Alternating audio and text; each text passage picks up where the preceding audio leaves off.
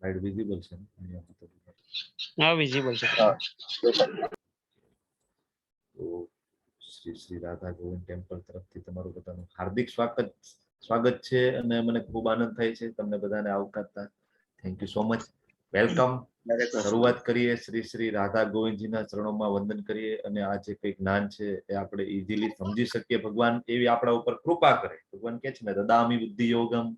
તો ભગવાનને આપણે પ્રાર્થના કરીએ કે ભગવાન અમને પણ બુદ્ધિ યોગ આપો કે અમે તમને સમજી શકીએ. તો શ્રી શ્રી રાધા ગોવિંદજીના ચરણોમાં આપણે વંદન કરીએ. શ્રી કૃષ્ણજીના ચરણોમાં વંદન કરીએ. અર્જુન ભગવાનના શાશ્વત ભક્ત એમના ચરણોમાં વંદન કરીએ.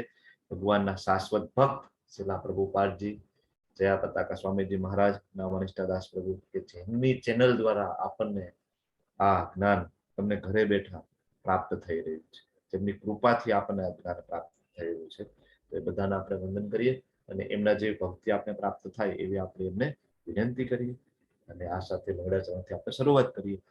ઓમ અજ્ઞાનમ તિમિરાંધસ્ય જ્ઞાનાજન શલાકયા ચક્ષુરુન્મિલિતમ યેન તસ્મૈ શ્રી ગુરુવે શ્રી ચૈતન્ય મનોભીષ્ટમ સ્થાપિતમ યેન ભૂતલે સ્વયં રૂપ કદા મહ્યમ દદાતિ સ્વપદાન્તિકમ વંદેહમ શ્રી ગુરુમ શ્રીયુતાપદકમલમ શ્રી ગુરુન વૈષ્ણવાંશ શ્રી રૂપમ સાગરજાતમ સગણ રઘુનાથાન્વિતમ તમ સજીવમ સાદ્વૈતમ સાવધૂતમ પરિજન સહિતમ કૃષ્ણ ચૈતન્ય દેવમ શ્રી રાધા કૃષ્ણ પાદાન સહગણ લલિતા શ્રી વિશાખાન્વિતાંશ્ચ હે કૃષ્ણ કરુણા સિંધુ दीनबंधु जगतपते गोपेश गोपिका कांत राधा कांत नमस्तुते तप्त कांचन गौरांगी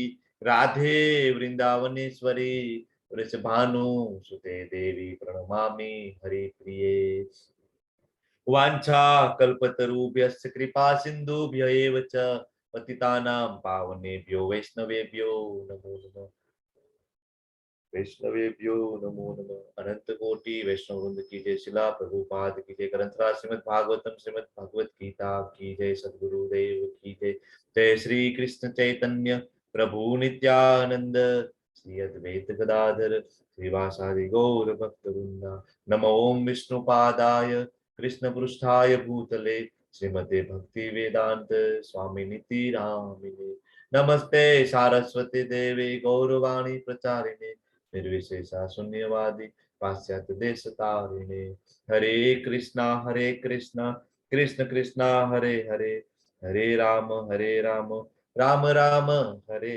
हरे. हरे Krishna everyone. Hare Krishna. Hare Krishna. Thank you so much for joining. તમારું બધાનું સ્વાગત છે. હરે કૃષ્ણ. હરે કૃષ્ણ. તમારું બધાનું સ્વાગત છે. મને ખૂબ આનંદ થાય છે તમને બધાને આવકારતા. વેલકમ પ્રવીણા માતાજી, વેલકમ નીતાબેન દવે માતાજી. હરે Krishna. Thank you so much for joining. હું એક નોટિફિકેશન આપણા ગ્રુપમાં નાખી દઉં છું, ઘણાને ખ્યાલ ના હોય. માયાએ ઝઘડી લીધા હોય તો આપણે એમને છોડાવવાની કોશિશ કરીએ માયાના પંજામાંથી.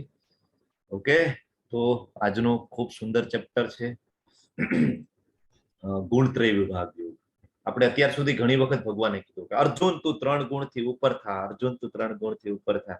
હા બરાબર, પણ હવે કયા 3 ગુણ છે આપણને અત્યાર સુધી નહોતી ખબર. એટલે ભગવાન અહીંયા આખું ચેપ્ટર આપે છે ગુણત્રય વિભાગ યોગ, 3 ગુણો. બરાબર, તો શિલા પ્રભુપાદજીના તમે લેક્ચર જો સાંભળો તો મોટાભાગના લેક્ચરો છે એ આ ચેપ્ટર ઉપર પ્રભુપાદજી આપે. શું કામ આપે? કારણ કે આ ચેપ્ટરને સમજવું બહુ ઈઝી છે, બહુ એટલું અઘરું ચેપ્ટર નથી. બરાબર, ગઈકાલે જે ઓલું ટેકનિકલ ચેપ્ટર જોયું ને ક્ષેત્રજ્ઞ જેવું, એના જેવું આ ચેપ્ટર નથી. આ ચેપ્ટર તમે જાતે વાંચો તો ઘણું બધું તમને આમાંથી સમજાઈ જાય. બરાબર, પણ આ ચેપ્ટર ખૂબ ઇમ્પોર્ટન્ટ છે. ઈઝી છે એની સામે ખૂબ જ ઇમ્પોર્ટન્ટ છે, કારણ કે આપણે આપણું લેવલ જાણવાનું છે આ ચેપ્ટર થ્રુ. આ અધ્યાયમાં આપને ખબર પડશે કે આપણે બધા ક્યાં છીએ. બરાબર, એ આ ચેપ્ટરમાં ખબર પડશે. તો તમારી સામે એક પપેટ શો નું પિક્ચર છે. પપેટ શો તમને ખબર છે ને, કઠપુતળીનો ખેલ આપણે નાના હતા તો આપણી શેરીય ગલીઓમાં આવતો એ સમયે. તો એમાં જે લોકોને તો ખબર જ છે બરાબર. નાના ગામડામાં ને એમાં તો પપેટ શો પેલા આવતો, હવે તો એ બધું મોટી મોટી હોટલોમાં તમે જાઓ, ચોકીદાણી હોટલ ને એમાં એ લોકો ફેસિલિટી અંદર રાખે છે પપેટ શો. તો તમને આ જે ચિત્ર છે, પિક્ચર છે, એના ઉપરથી તમને શું સમજમાં આવે છે? હરે કૃષ્ણ. થોડું ટ્રાય કરવું જોઈએ કે એક્ઝેક્ટલી આ પિક્ચર છે એ શું કહેવા માંગે છે. કૃષ્ણ ત્રણેય ગુણોમાં આપણે બંધાયેલા છે. ત્રણેય ગુણો એકબીજાને પોતાની ખેંચે છે એકબીજા તરફ, ઓકે અને ભગવાન ઉપર છે, ધ્યાન રાખે છે. ઓકે. યસ સિમી માતાજી, તમે શું કહેવા માંગો છો? આપણે કઠપુતલીઓ છે અને આપણે કઠપુતલીઓની જેમ જેમ ત્રણ ગુણો જે નાચ નચાવે છે એમ નાચીએ છે, પણ તે તો કૃષ્ણ ભગવાન જ કંટ્રોલ કરે છે, ઈ જ ઓકે કરાવે છે. ઓકે. યસ. બીજા કોઈને કઈ એડ કરવું છે? બધાના જવાબ સાચા છે. ધર્મેશ કુમારજી, તમારે કઈ એડ કરવું છે? ધર્મેશ કુમાર લાલવાલાજી. પ્રભુજી, મેડમે માતાજીએ તો જણાવી દીધું, તે જ હા, મારા હા. મનમાં હતું. Okay okay. Yes yes. બીજા કોઈને કઈ એડ કરવું છે? આમ તો બહુ ઈઝી છે. ઓકે, તો આગળ વધીએ આપણે. બરાબર. તો તમે જો આમાં 3 લેવલ છે. બરાબર. સૌથી નીચે માણસો છે, એની ઉપર 3 ગુણો, ત્રિગુણી માયા. એ ભગવાન આપણને 9મા ચેપ્ટરમાં આના વિશે સમજાવી દીધું છે. બરાબર, ત્રિગુણી માયા વિશે. પણ અહીંયા આપણે ડિટેલમાં જાણીશું. તો 3 ત્રિગુણી માયા એ વચ્ચે છે. અને સૌથી ઉપર જો કૃષ્ણા છે, વાંસળી વગાડે છે, બાંસુરી વગાડે છે. બરાબર. તો આપણે બધા નીચે છીએ. ઘણા બધાને એમ થાય કે ભાઈ મારે હું કહેવાય, મારે જેમ કરવું હોય ને એમ હું કરી શકું, હું ફ્રી છું. બરાબર. હું તો કહેવાય ને મારો મનનો મોરલો. ઘણા ના કહેતા હોય મને જે ઈચ્છા પડે ને હું તો એ કરું ભાઈ. પણ અહીં ભગવાન કહે છે કે કોઈ એ રીતના કરતું નથી. તમને બધાને 3 ગુણો છે એ નચાવે છે કઠપૂતળી. તમે ગુણોને સિલેક્ટ કરો છો એટલે ગુણો તમારી પાસે એવા સારા અને ખરાબ કામો કરાવે છે. બરાબર. એટલે આપણે બધા ગુણોની નીચે છીએ, તમે જો. અને ભગવાન એની ઉપર છે. એટલે આ શું સૂચવે છે? કે ભગવાન છે એના માલિક છે. બરાબર. તો ઘણા બધા એમ કે બિચારા કૃષ્ણ બહુ હેરાન થયા, જેલમાં જન્મ થયો ને નાનપણમાં જ કહેવાય કે માથી એ વિખુટા થવું પડ્યું, રાધાજી એમને મળ્યા નહીં ને ખૂબ દુઃખ છે કૃષ્ણને. ઘણા એમ કે રામને ખૂબ દુઃખ છે, વનવાસ થયો, સીતાજીનું અપહરણ થઈ ગયું. અરે ભાઈ, એ સ્વામી છે ગુણોના. એ ગુણોને સિલેક્ટ ના કરે. એ એમની કહેવાય કે માયા છે, જે પ્રકૃતિ છે, એ ભગવાન એના અધિષ્ઠાતા છે. બરાબર. એમના માલિક છે. ભગવાન છે લીલા કરવા આવે. 7મા ચેપ્ટરના 14મા શ્લોકમાં આપણે જોયું ને, ભગવાન શું કે છે? દેવી યશામ ગુણમયી મમ માયા દુરત્યા. મારી આ જે દેવી માયા છે ને, એને જીતવી દુરત્યા ખૂબ મુશ્કેલ છે, ખૂબ દુષ્કર છે. પછી ભગવાન સોલ્યુશન પણ આપણને આપે છે ને 7મા ચેપ્ટરમાં. તો આપણે માયામાંથી બહાર કેમ નીકળી શકીશું? તો ભગવાન કહે છે કે મામેવય પ્રપદ્યંતે. જે મને શરણે આવે છે ને, પ્રપદ્યંતે, જે મારા શરણે આવે, મામેવ. કૃષ્ણ બહુ ક્લિયરલી કહે છે આખી ભગવદ ગીતામાં, મામ, ઓનલી મી, ઓનલી કૃષ્ણ. જે મારા શરણે આવે છે ને, માયા મેતામ તરંતી તે, એ માયામાંથી બહુ સરળતાથી પાર થઈ જાય છે, માયામાંથી નીકળી શકે છે. બરાબર. તો આપણે ભૌતિક જગતમાં પણ જોઈએ છીએ. આપણે ક્યાંક જોબ કરતા હોય, કામ ધંધો કરતા હોય, બિઝનેસ કરતા હોય, હવે ત્યાં આપણને કોઈ હેરાન પરેશાન કરે તો આપણે શું કરીએ? જે હાયર પોઝિશનમાં હોય એની પાસે જઈએ ને. આપણે કોઈ ધારાસભ્યને ઓળખતા હોય, એમપીને ઓળખતા હોય, બરાબર, અને કોઈના છેડા નરેન્દ્ર મોદી સુધી હોય તો ત્યાં સુધી કહેવાય કોન્ટેક્ટ લંબાવે. શું કામ?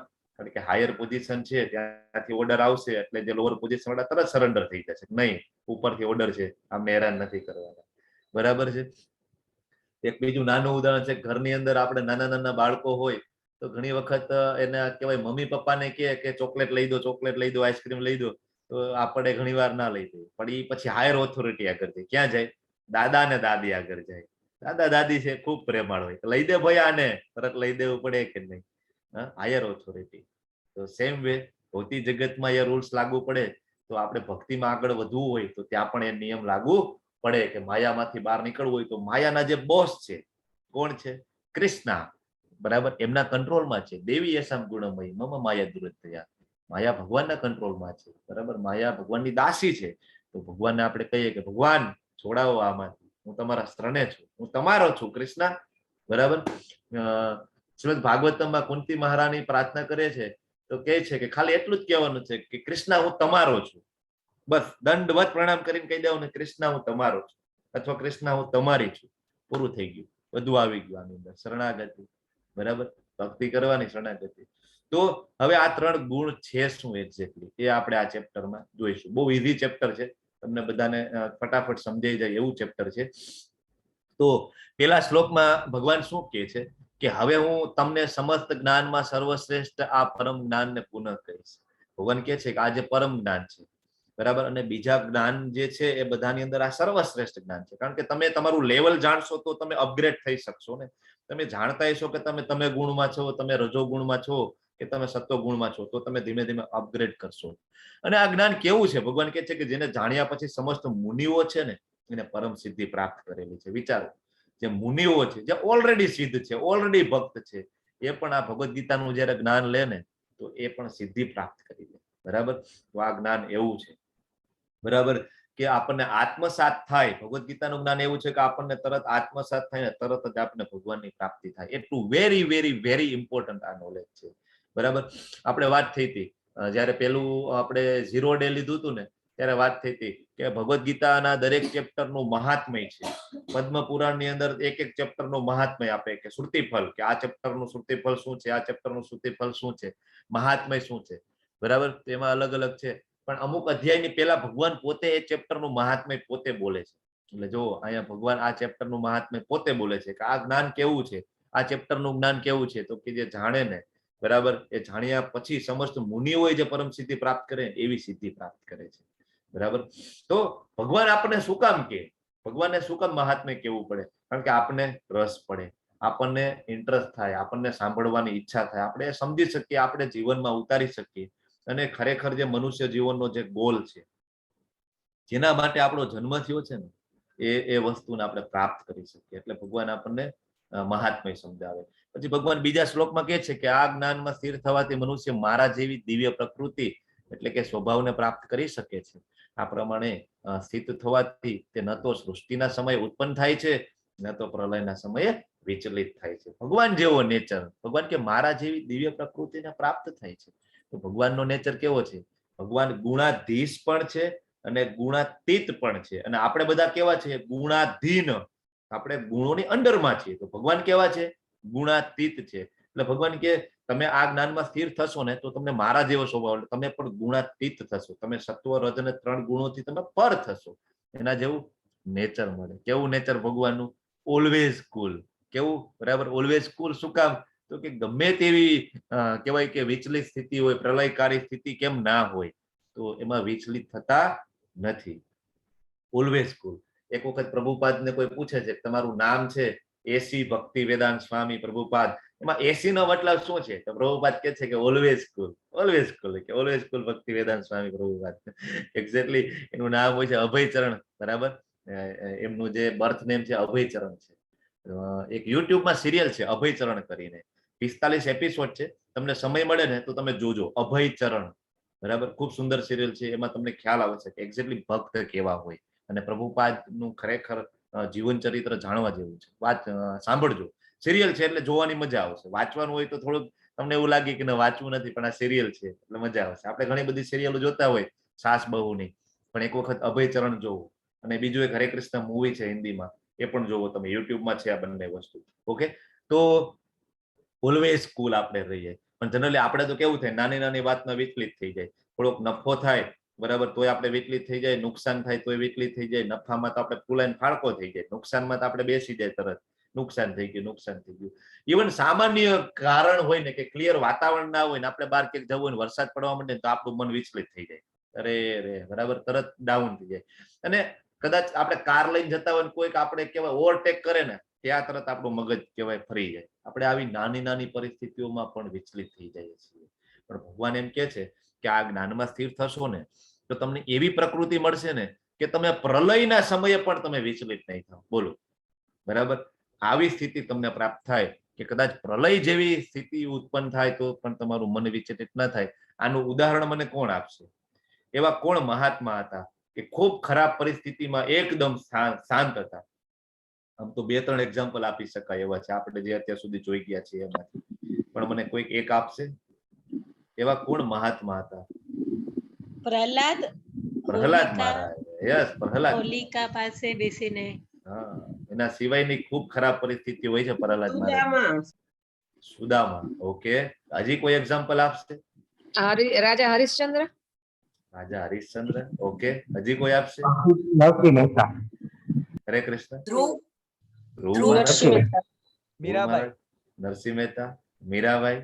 જોયું ને કેટલા બધા એક્ઝામ્પલ છે આપણી પાસે. હું તો તમારી પાસે એક માંગુ પણ તમે મારી પાસે ઢગલો કરી આપો. યસ, ખૂબ આનંદ થાય તમે બધા જવાબ આપો. અમરીશ મહારાજ, કેમ ભૂલી શકાય આપણે અમરીશ મહારાજને, બરાબર. તો ગમે એટલી ખરાબ સ્થિતિ હોય તો એમાં મનને શાંત રાખી શકાય. જ્યારે આ જ્ઞાનમાં આપણે સ્થિર થાય તો આપણે બધાને એ જ જોઈએ છીએ ને. અલ્ટિમેટલી આપણે બધાને શું જોઈએ છીએ? આપણે શું કામ ભગવદ્ ગીતાનો કોર્સ જોઈન કરીએ છીએ? મનની શાંતિ મળે એટલા માટે. ભગવાન પ્રત્યે શરૂઆતમાં આપણે પ્રેમ નથી હોતું. જ્યારે આપણે કોર્સ જોઈન કરીએ તો કા આપની જિજ્ઞાસા હોય, કા આપણે ખૂબ દુઃખી થયેલા હોય, ખૂબ હેરાન થયેલા હોય, ત્યારે આપણે ભગવાનના શરણે જાય ત્યારે આપણે અલ્ટિમેટલી શું જોતું હોય કે ભગવાન મન શાંત થાય ને એટલે ઘણું. તો ભગવાન એવું જ્ઞાન આપણને આપે છે કે જ્યાંથી આપણું મન શાંત થાય અને એમ કરતા કરતા આપણે મનુષ્ય જીવનનો ઉચ્ચ ધ્યેયને આપણે પ્રાપ્ત કરી શકીએ. ઓકે, હવે ભગવાન શું કહે છે?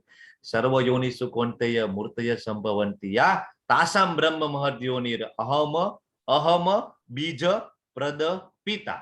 હું શું કામ વારંવાર કહું છું કે કૃષ્ણ છે આપણા પિતા છે, કૃષ્ણ છે આપણા ડેડી છે, આપણા પપ્પા છે. શું કામ કહું છું? અહીંયા કૃષ્ણ પોતે કહે છે. 14.4 શ્લોક નોટ કરી લેવાનો. એટલે હું કહું છું કે આપણે કૃષ્ણના બાળકો છીએ, બરાબર. દરેક જીવ છે, 84 લાખ યોનિઓ છે, એના પિતા છે કૃષ્ણ છે. કેટલા બાળકો છે કૃષ્ણને? ઇનફાઇનાઇટ બાળકો છે કૃષ્ણને, બરાબર. દરેક જીવો, પશુ, પક્ષી, વનસ્પતિ. ભગવાન કે હું એનો બીજપ્રદ પિતા છું. હે કુંતી પુત્ર, એ સમજી લેવું જોઈએ કે સર્વ યોનિઓ ભૌતિક પ્રકૃતિમાં જન્મ દ્વારા સંભવ બનાવે છે. સર્વ યોનિઓ, વોટ એવર, ભગવાન કે ગમે તે યોનિઓ હોય તો ભગવાન કે એનો બીજ પ્રદાતા પિતા હું છું, બરાબર. આપણે જાણવું જોઈએ. છાંદોગ્ય ઉપનિષદ તમે વાંચો તો એમાં આવે છે કે કઈ રીતના જીવ છે એ આ પૃથ્વી ઉપર આવે છે, કઈ રીતના આવે છે, બરાબર. ખૂબ ડિટેલમાં વર્ણન હોય છે. આપણે સમય મર્યાદાના કારણે અહીં નથી લેતા હોતા, બરાબર.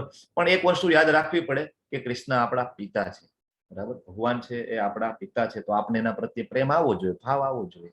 આપણે બધા વસુધૈવ કુટુંબકમની બહુ વાતો કરીએ. હિન્દી ચીની ભાઈ ભાઈ ને, હિન્દુ મુસ્લિમ ભાઈ ભાઈ ને, આવી બધી બહુ વાતો કરીએ, બહુ બધી મુહિમ ચલાવીએ, પણ અલ્ટિમેટલી ક્યારેય સક્સેસ નથી જાતી ને. તમે જોવો છો ક્યારે આપણે ભાઈ ભાઈ ના થઈ શકીએ. શું કામ નથી થતા? કારણ કે આપણે ક્યારે કોમન ફાધરહુડની વાત નથી કરતા. આપણે ક્યારે એમ વાત નથી કરતા કે આપણે બધાના પિતા એક છે, બધાના પિતા કૃષ્ણ છે. આપણે આના ઉપર ક્યારે ફોકસ નથી કરતા, બરાબર. કારણ કે એક પિતા હોય તો વસુદેવ કુટુંબકમ ઓટોમેટિક બને, બરાબર છે. તો ભગવાન આટલું ક્લિયરલી જો અહીં કહેતા હોય તો આપણે એમના પ્રત્યે પ્રેમ થવો જોઈએ. શું કામ ના થાય? પિતા પુત્ર વચ્ચે ગાઢ પ્રેમ હોવો જોઈએ. આપણે છે ને આપણા પિતા પ્રત્યે ગાઢ પ્રેમ હોવો જોઈએ, બરાબર. તો પ્રભુપાદ કે છે કે હું અમેરિકા ગયો તો હજારો અમેરિકન છે, બરાબર, એ તરત નાસ્તિકમાંથી આસ્તિક થઈ ગયા અને તરત કૃષ્ણને એના પિતા તરીકે સ્વીકારી અને તરત એના શરણે આવી ગયા. બધા તિલક કરતા થઈ ગયા, ધોતી પહેરતા થઈ ગયા, બરાબર, સાત્વિક જીવન જીવતા થઈ ગયા. શું કામ? કારણ કે ઓલરેડી એ જે આત્મા છે એ તો કૃષ્ણના કહેવાય કે દાસ છે, શાશ્વત સંબંધ છે. પણ મૂળ ખાલી એક ફૂંક મારવાની જરૂર છે. ઓલો કહેવાય કે અગ્નિ હોય, એના ઉપર ધુમાડો હોય તો અગ્નિ ના દેખાય, પણ તમે ફૂંક મારો તો તરત જ અગ્નિ આપણને દેખાય, બરાબર. સેમ વે એટલે પ્રભુપાદે શું કર્યું? ત્યાં જઈને ખાલી એટલું જ કર્યું કે ફૂંક મારવાનું કામ કર્યું, બાકી બીજું કઈ કામ નથી કર્યું. પ્રભુપાદ ક્લિયરલી કહે છે કે ખાલી એટલું મેં કામ કર્યું છે. એક જ મિનિટ, હું આમાં છે ને સ્પોટ લાઇટ કરી દઉં છું. મને તમારા બધાનો સ્પોટ લાઇટ કરી આપી.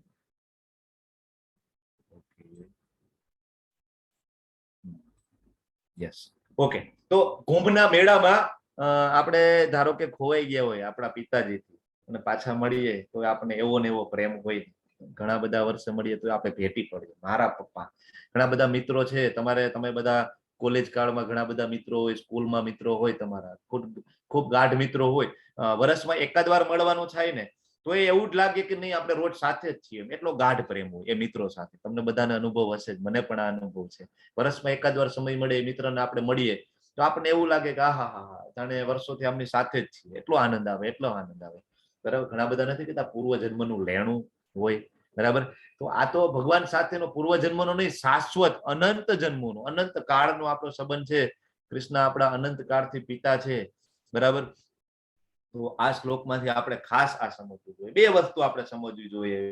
પહેલી વસ્તુ આપણે એ સમજવું જોઈએ, ભગવાન એ કહે છે કે અહમ બીજ પ્રદ પિતા, હું તમારો બધાનો પિતા છું. આપણે ખબર પડે કે આપણા પિતા છે, તો આપણે એમની સાથે સંબંધ આપણે એસ્ટાબ્લિશ કરી શકીએ. સંબંધ આપણે બાંધવો પડશે ને, તો જ આપણે જન્મ મૃત્યુ જરા વ્યાધિમાંથી છૂટીશું. પિતાજી આપણે બોલાવે છે, પણ આપણે કહેવાય ને મોઢું આમ પાછળ કરીને બેઠા છીએ. બીજું આ શ્લોકમાંથી એ શીખવાનું છે કે બધા જીવો છે ને એ ભગવાનના બાળકો છે, બધા જીવો. બરાબર. પછી સારા હોય કે ખરાબ હોય, બધા જીવો, ઘણા વિચલિત હોય, ઘણા ડાયવર્ટેડ હોય, ઇટ્સ ઓકે, પણ એ પણ ભગવાનના બાળકો છે. એટલે કોઈની નુકસાન કરીએ, નિંદા કરીએ, કોઈનું ખરાબ કરવાનો વિચાર આવે, કોઈ જીવ હત્યા કરવાનો વિચાર આવે, તો હંમેશા યાદ રાખવાનું કે એ ભગવાનના બાળકો છે. બરાબર. ઘણીવાર આપણે કહેવાય આપણો વાળો બનાવી દેતા હોય કે મારું ફેમિલી અથવા મારું ગામ અથવા મારો દેશ અથવા મારું કુટુંબ, મારો પરિવાર, આપણે આપણા વાળા બનાવી દેતા. આપણે બધા બનાવીએ જ છીએ કે મારો પરિવાર, મારે બીજા કાંઈ લેવા દેવા નથી, હું તો ઇન્ડિયન છું એમ, મારે બીજા કઈ લેવા દેવા નથી. નહીં, એવું નથી. ભગવાન કહે છે કે બધા મારા બાળકો છે. બરાબર. તમે જો બાજુનો ફોટો છે, તો સૃષ્ટિની રચના સમયે બ્રહ્માજીને ઉત્પન્ન કરે છે ભગવાન. શરૂઆતમાં બ્રહ્માજી ખૂબ વિચલિત હોય છે, ખૂબ તપ કરે છે, પછી એને પ્રેરણા મળે છે. બરાબર. અને ભગવાન એના હૃદયમાં વેદોનું જ્ઞાન છે એ આપે છે. પછી એને ખબર પડે છે કે મારે સૃષ્ટિની રચના કરવાની છે. બરાબર. એનો ફોટો છે. બરાબર. તો 84 લાખ યોનિઓ છે. ભગવાનના કેટલા બાળકો છે? કેટલા બાળકો છે? ઇન્ફાઇનાઇટ બાળકો છે, ઇન્ફાઇનાઇટ. આપણે ગણી ના શકીએ ને ભગવાનના એટલા બાળકો છે. બરાબર. તો કોઈ પણ જીવને આપણે હાનિ પહોંચાડીએ એ પેલા હંમેશા જરૂરથી વિચારવું જોઈએ. જો આમાં નીચલી યોનિથી ધીમે ધીમે ધીમે ધીમે ઉપર વધતા જાવ, ઉપર આવતા જાવ, તો છેક ઉપરની યોનિ સુધી તમે પહોંચી શકો છો. બરાબર. ઇન્ફાઇનાઇટ. હવે ભગવાન અહીંયા કહે છે, શું કહે છે કે ભૌતિક પ્રકૃતિ 3 ગુણોથી યુક્ત હોય છે. કયા 3 ગુણો છે? અત્યાર સુધી તો આપણે 3 ગુણોની વાત કરી, પણ કયા ગુણો? તો કે સત્વ, રજો અને તમો ગુણ. સત્વ ગુણ, રજો ગુણ અને તમો ગુણ. એ મહાબાહુ અર્જુન, ત્યારે શાશ્વત જીવ પ્રકૃતિના સંસર્ગમાં આવે છે ને, ત્યારે તે આ ગુણોથી બંધાઈ જાય છે. ભગવાન સમજાવે છે કે કઈ રીતના આપણે બંધાઈ જઈએ છીએ. જે આપણે બંધાવવું ના જોઈએ, આપણે બંધાઈ જઈએ છીએ. અને અર્જુનને કહે છે કે મહાબાહુ. આપણે કોઈને શીખડાવતા હોય તો આપણે શું કહીએ? અરે ડોબા, આટલી તને ખબર નથી? ક્યારનો સમજાવું છું, 14-13 ચેપ્ટર પૂરા થઈ ગયા તોય તને ખબર નથી. બરાબર. આપણે હોય તો આમ કહીએ ને, તો ભગવાન શું કહે છે? મહાબાહુ પરંતપ, જુસ્સો વધારે. હંમેશા યાદ રાખવું, આપણે કોઈકને કંઈક આપતા હોઈએ ને, તો એને નાનમ ના લાગવી જોઈએ. આ એક બહુ ઇમ્પોર્ટન્ટ આપણે ભગવાન પાસે ત્યાં શીખવું જોઈએ. જયારે અર્જુનને જ્ઞાન આપે છે, ઘણી વખત અર્જુન રિપીટ પ્રશ્ન પૂછે છે, આપણા માટે પૂછે છે. ઘણી વાર એવું લાગે આપણે રિપીટ કેમ પૂછે છે. બરાબર. તો એ ભગવાન એને મહાબાહુ કહે છે, પરંતપ કહે છે, ધનંજય કહે છે. શીખવું જોઈએ આપણે. આ કોઈને આપણે જ્ઞાન આપીએ, કઈ વસ્તુ આપીએ અથવા દાન કરીએ, બરાબર. દાનનો મહિમા પણ આગળ ભગવાન કહે છે, જોઈશું. તો સામેવાળો છે એ નાનમ ના અનુભવવો જોઈએ. આપણે આ રીતના અનુભવવું જોઈએ. આપણે એમ થાય કે હું ક્યાં બંધાયેલો છું, હું તો ફ્રી છું. આપણે હમણાં નહોતું જોયું, પણ ભગવાન કહે છે કે આ ગુણોથી બંધાઈ જાય છે. હવે આ ગુણોથી કઈ રીતના બંધાઈ જાય છે એ આપણે ચાલુ કરીએ અહીંથી ગુણોના લક્ષણો સમજવાનું. તો પેલો ગુણ છે સત્વગુણ. તો હવે ભગવાન કહે છે કે અનઘ. અનઘનો અર્થ થાય નિષ્પાપ. અર્જુનને કહે છે, જો શ્લોકનો જે છેલ્લો શબ્દ છે ચા અનઘ. બરાબર. તો અર્જુનને કહે છે હે નિષ્પાપ. અહીંયા ભગવાન અર્જુનને સર્ટિફિકેટ આપે છે કે તું નિષ્પાપ છો. આપણે બધા પાપી છીએ, તમે અને હું બધા આપણે પાપી છીએ. ભગવાનથી ઈર્ષા કરેલી છે. આપણે બધા ભગોડા છીએ. કહેવાય કે સાદા શબ્દોમાં કહું ને તો આપણે બધા ભગોડા છીએ. આપણે ભગવાનની સેવા કરવાની હતી, પણ આપણે ભગવાનની ઈર્ષા કરી કે ભગવાન તમે એક જ કેમ ભોગવું, અમે કેમ ના ભોગવી શકીએ. એટલે આપણે બધા ભગોડા છીએ. એટલે આપણે ભૌતિક જગતમાં બધા છીએ. એટલે કોઈ એમ કે મ્યુટ રાખજો. ઓકે. એટલે કોઈ એમ કે ભાઈ મેં કોઈ પાપ નથી કરેલા, મારે ભગવાનની ભક્તિ કરવાની શું જરૂર છે, મને કોઈ ડર નથી. ઘણા બધા એમ કે કઈ તો ડર હોય ને એ લોકો ભગવાનને માને, એ ભક્તિ કરે. નહીં, પાપ બધાએ કરેલા છે ને એટલે જ અહીંયા છીએ. આપણે ઈર્ષા ભગવાનની કરેલી છે ને એટલે ભૌતિક જગતના છીએ. તો ભગવાન અર્જુનને કહે છે તું તો અનઘ છો અર્જુન, નિષ્પાપ છો. સર્ટિફિકેટ આપે છે. બરાબર. શું કે છે કે સત્વગુણ અન્ય ગુણો કરતા અધિક શુદ્ધ છે. અધિક શુદ્ધ એમ કે છે ભગવાન. જો બરાબર હોવાથી પ્રકાશ આપનારો, મનુષ્યને સર્વ પાપ કર્મોથી મુક્ત કરનારો છે. જે મનુષ્ય આ ગુણમાં અવસ્થિત હોય છે ને, તેઓ સુખ અને જ્ઞાનના ભાવથી બદ્ધ થઈ જાય છે. ભગવાન પહેલા એમ કે છે કે સત્વગુણ છે અન્ય ગુણો કરતા અધિક શુદ્ધ છે. બરાબર છે. પણ છેલ્લે ભગવાન ઉમેરી દે છે સુખ સંગે ને બધના નહીં, જ્ઞાન સંગે ને ચા અનુગ. સુખથી બાંધે છે અને જ્ઞાનથી બાંધે. સૌથી સારો ગુણ છે સત્વગુણ. એના લક્ષણોમાં ભગવાન કહે છે કે આ ગુણ એવો છે કે જે પ્રકાશ આપનારો છે, જ્ઞાન આપનારો છે, સર્વ પાપમાંથી આપણે મુક્ત કરનારો છે. પણ અર્જુન એ પણ સુખથી બાંધે છે, જ્ઞાનથી બાંધે છે. કઈ રીતના સમજી શકીએ? તો જો મોટા મોટા સાયન્ટિસ્ટો હોય, મોટા મોટા કહેવાય ફિલોસોફરો હોય, વૈજ્ઞાનિકો હોય, મોટા ડોક્ટરો હોય, એન્જિનિયરો હોય, તો એ જ્ઞાનના કારણે ઘણું બધું ધન મેળવે, બરાબર, સત્વગુણમાં હોય ઘણી વખત, બરાબર. તો એ જ્ઞાનના કારણે ખૂબ ધન મેળવે, પછી એની સાથે જ એ બંધાઈ જાય. મારા સર્ટિફિકેટ, મારો રૂતબો, મારું જ્ઞાન, મારા જેવો કોઈ જ્ઞાની છે જ નહીં. મોટા મોટા સાયન્ટિસ્ટો એ વાત કરી ભગવાન જેવી કોઈ વસ્તુ છે જ નહીં, અમે બધું હેન્ડલ કરી શકીએ છીએ એમ છીએ, બરાબર. ખૂબ અભિમાન આવી જાય. એટલે ભગવાન કહે છે કે જ્ઞાનના ભાવથી બંધ થઈ જાય, અથવા તો સુખ ભોગવવાની વધારે ને વધારે ઈચ્છા થાય. કારણ કે મોટા મોટા સાયન્ટિસ્ટો, મોટા મોટા ડોક્ટરો ખૂબ પૈસા કમાય, ખૂબ પૈસા કમાય, સુખ ભોગવવાની ઈચ્છા થાય કે આ જન્મમાં આવું મને સુખ મળ્યું છે ને, તો આવતા બર્થમાં મને આવું સુખ મળે એવો મારે પ્રયત્ન કરવો જોઈએ. એટલે છેલ્લે શું કરે? માનવ સેવામાં આવી જાય, કે પુણ્ય કર્મ ભેગા કરવામાં લાગી જાય, બરાબર. પણ આપણે જોઈશું એ પણ બંધન કરતા છે, બરાબર. તો આપણે એક રાજાની આપણે ઘટના જોઈતી, કથા જોઈતી કે આ જન્મમાં એ રાજા છે એ સમ્રાટ હતો, કહેવાય કે આ પૃથ્વીનો, અને એને નેક્સ્ટ જન્મમાં પણ આવતા જન્મમાં પણ આવો ભોગ ભોગવવા મળવો જોઈએ, હું રાજા બનવો જોઈએ. આવી કઈ ઘટના રાજાની વાત બોલો? અલ્પા કોલડિયા માતાજી બોલો જોઈએ, કયા રાજાની આપણે ઘટના આવી જોઈતી? સુંદર ઘટના છે. જ્યોતિ સાકરિયા માતાજી બોલો જોઈએ, નૈના વ્યાસજી બોલો જોઈએ, રીટા દવેજી તમે બોલો જોઈએ, વંદિતા સલાટ માતાજી તમે બોલો જોઈએ. કોઈ અનમ્યુટ નથી કરતું. Yes yes. કયા કયા માતાજી? નૃગરાજા. એક્ઝેક્ટલી, નૃગરાજા, બરાબર. નૃગરાજાની આપણે ઘટના જોઈ હતી ને. ખૂબ પુણ્ય કર્મે કરે, સોનાની કહેવાય કે શિંગડા મઢેલી, સોનાના શિંગડે મઢેલી ગાયો અને ચાંદીની ખરી થી મઢેલી ગાયોનું દાન કરે. 1-1 લાખ ગાયો એક બ્રાહ્મણને આપે, બરાબર. અલ્ટિમેટલી શું થાય છે આપણે જોયું હતું, તો એ પણ બાંધે છે. પુણ્ય કર્મ કરીએ ને આપણે ખબર ના પડે પુણ્ય કર્મ કેમ કરવું, એ બાંધે છે. એ ભોગવવા માટે જન્મ લેવો પડે છે. હવે આગળ રજોગુણની કેરેક્ટરિસ્ટિક જોઈએ. પુણ્ય કર્મ, સતોગુણની અંદર કેવો હોય? વિચારો પણ સારા હોય, લાગણી પણ સારી હોય, ઈચ્છાઓ પણ સારી હોય, બરાબર. હવે રજોગુણમાં ભગવાન કહે છે રજો રાગાત્મકમ વિદ્ધિ. રજોગુણ કેવો છે? તો કે એનાથી અસીમ આકાંક્ષાઓ, બરાબર, અમર્યાદિત ઈચ્છાઓ અને તૃષ્ણાના કારણે થાય છે રજોગુણ. અને આથી દેહધારી જીવ સકામ કર્મથી બંધાઈ જાય છે, બરાબર. મોટા ભાગે અત્યારે આપણે બધા છે ને, મોટા ભાગે મોસ્ટલી 99% માણસો છે આ રજોગુણની કેટેગરીમાં આવી જાય. અને બીજું એક આ ભગવાન છે કોન્તેય કહે છે. શું કહે છે? કોન્તેય. આપણે યાદ રાખવું જોઈએ કે આવા ભીષણ યુદ્ધમાં પણ ભગવાન એના ભક્તોને યાદ કરવા માટે ચૂકતા નથી. તો આપણે પણ ભગવાનના ભક્તોને યાદ કરવા જોઈએ અને આપણને એનો અનુગ્રહ હોવો જોઈએ કે એમની કૃપાથી આપણને જ્ઞાન મળે છે, બરાબર. તો અમર્યાદિત ઈચ્છાઓ, અસીમ આકાંક્ષાઓ, અનલિમિટેડ ડિઝાયર. મારે તો માઉન્ટ એવરેસ્ટ ચડવો છે, મારે તો બિલ ગેટ્સ જેટલા પૈસા કમાવા છે, મારે તો એકદમ બ્યુટીફુલ બનવું છે. ઘણા બધા માતાજીઓની ઈચ્છા હોય ને, મારે બ્યુટીફુલ બનવું છે, મને ખૂબ ખ્યાતિ મળવી જોઈએ, મારું પણ નામ થવું જોઈએ, ખૂબ મારામાં શક્તિ હોવી જોઈએ, બરાબર. મારે 100 વર્ષ કરતા વધારે જીવવું છે. માઇકલ જેક્સન, બરાબર. માઇકલ જેક્સન તમને બધાને ખ્યાલ છે ને? માઇકલ જેક્સન ની આજુબાજુમાં લગભગ 1 ડઝન સુપર સ્પેશિયાલિસ્ટ ડોક્ટરોની ટીમ રાખેલી હતી એને, બરાબર. અને એના માટે બધા હાજર હતા. એવા ડોનર એને કહેવાય કે રાખેલા હતા કે કદાચ માઇકલ જેક્સનની કિડની ખરાબ થઈ જાય ને તો એના માટે ડોનર હાજર હતા. કદાચ કિડની કાઢીને આપી દે, આંખ કાઢીને આપી દે, લીવર કાઢીને આપી દે. આવા ડોનરોને તૈયાર રાખેલા હતા કે મારે તો 100 વર્ષ જીવવાનું છે. તમને ખબર છે ને કેટલા વર્ષે એનું ડેથ થાય છે? લગભગ 32-35 વર્ષની આસપાસ તો મૃત્યુ પામે છે. ડોક્ટરની ટીમ આજુબાજુમાં એમને પડી રહે છે, કઈ કામ આવતું નથી, બરાબર. એટલે અત્યારે તો કહેવાય ને કે અમર્યાદિત ઈચ્છાઓ, અસીમ આકાંક્ષાઓ ખૂબ મહત્વ છે. આપણે પેશનેટ કહીએ કે બધા વખાણ કરે, ઓહો તો આ તો બહુ મહેનતુ છે ભાઈ, બહુ પેશનેટ છે, બહુ પેશનેટ છે, બરાબર. પણ અલ્ટિમેટલી શું થાય છે આવું કરવાથી?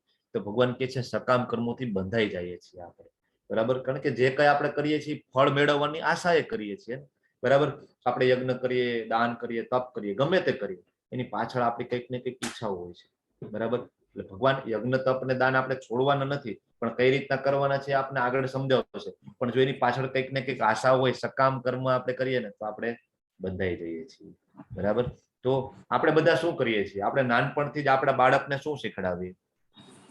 તો બેટા મોટો થાજે ખૂબ મોટો માણસ બનજે, ખૂબ પૈસા કમાજે, યુએસ જાજે, કેનેડા જાજે, બરાબર, ફોરેન કન્ટ્રીમાં સેટલ થઈ જજે, બરાબર. અસીમ આકાંક્ષાઓ આપણે નાનપણથી આપણા બાળકના મગજમાં નાખી દઈએ છીએ.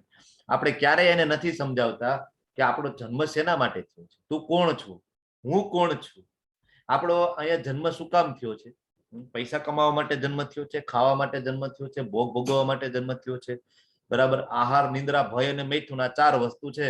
તો આપણે ખાઈએ છીએ, પશુ પણ ખાય છે, આપણે સૂઈએ છીએ, પશુ પણ સૂવે છે. આપણને ભય છે આપણા ફ્યુચરનો, એના માટે આપણે ખૂબ પૈસા કમાવીએ છીએ. આપણને આપણી ખ્યાતિનો ભય છે કે ઓલા કરતા મારી ખ્યાતિ વધવી જોઈએ, મારું નામ વધારે થવું જોઈએ, મોટો ડોક્ટર બનવો જોઈએ. તો પશુઓને પણ ભય છે. આપણે પણ મકાન બનાવીએ છીએ આપણે રહેવા માટે, પશુ પણ એની ગુફા બનાવી લે છે. અને પશુના પણ પોતાના ઇલાકાઓ હોય છે, કૂતરાના પણ પોતાના એરિયાઓ હોય છે. આપણે પણ આપણા વાડા બનાવીએ છીએ.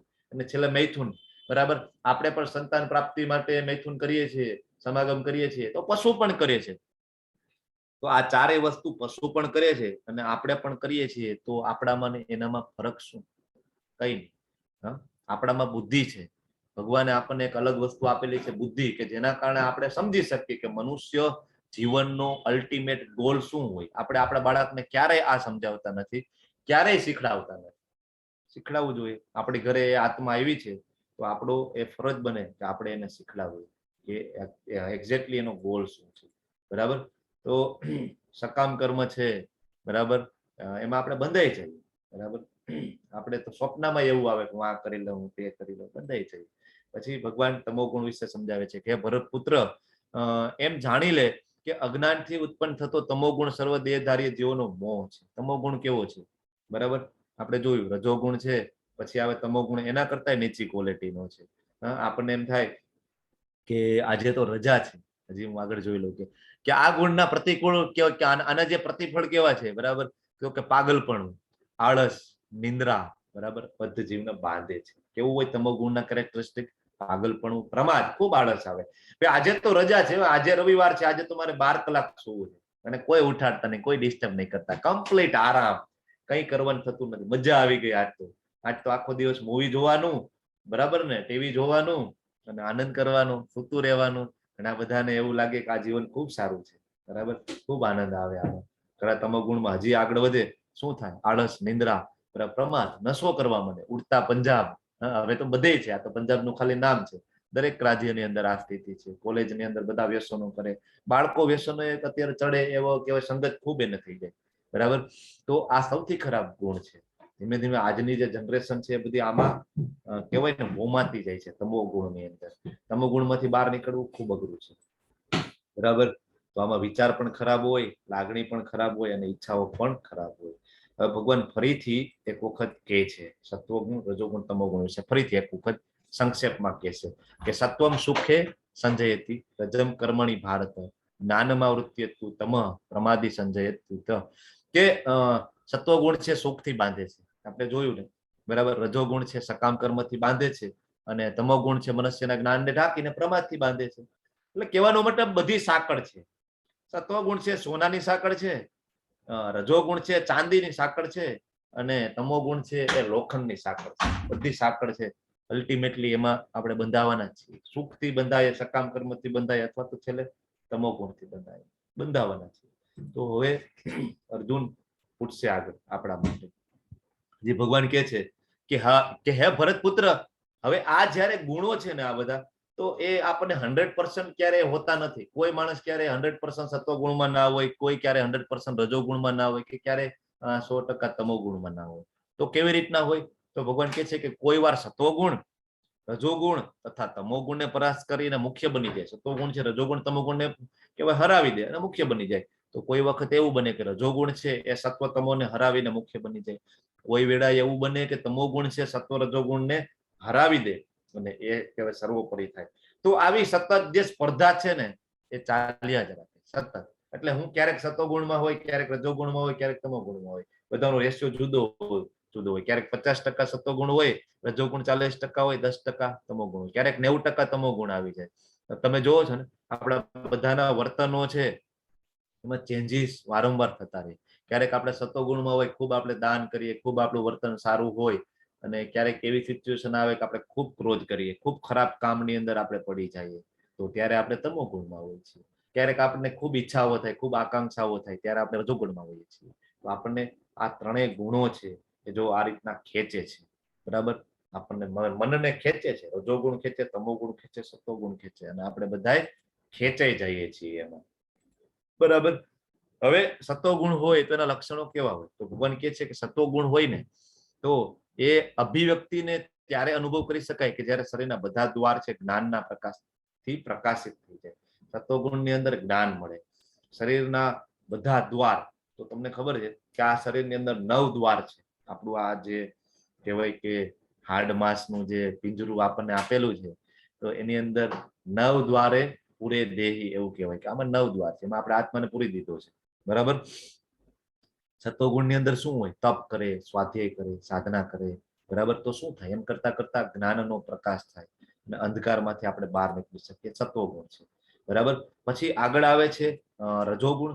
રજોગુણમાં કેવું હોય? હે ભારત શ્રેષ્ઠ, જ્યારે રજોગુણમાં જે વૃદ્ધિ થાય રજોગુણની, તો શું થાય? તો કે ખૂબ આસક્તિ થાય, સકામ કર્મ થાય, ગહન ઉદ્યમ, અનિયંત્રિત ઈચ્છાઓ તથા લાલસાના લક્ષણો પ્રગટ થાય, બરાબર.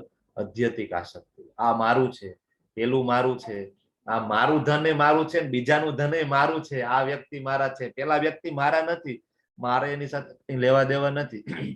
આ કહેવાય કે માતાજી મને ખૂબ ગમે, અથવા આ સ્ત્રી મને ખૂબ ગમે છે, બરાબર. આ ધન મારું છે, આ મારી છે. ખૂબ આસક્તિ થાય, મારું પણ મારું, બીજાનું પણ મારું.